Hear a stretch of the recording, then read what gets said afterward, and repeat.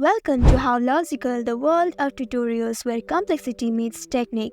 You're watching BIGO Live series part 16. In this video, I will show you how to kick out in BIGO Live application during live streaming.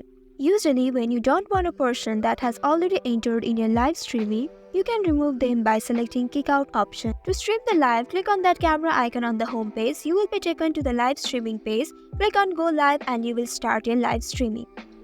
Right now, I am streaming live here. These are my viewers, and if I want to remove any one of the viewer from the live, click on the profile of that viewer.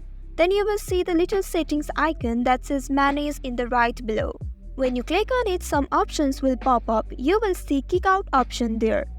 Simply click on it. It will ask you to confirm if you really want to kick out this person or not. Click on confirm and go ahead. As you can see, this viewer has been removed from my live. So this is how you can kick out the viewer in BIGO Live application while streaming. That's all for today's video. Thanks for watching till the end. If you found this video helpful, don't forget to like, share and subscribe the channel.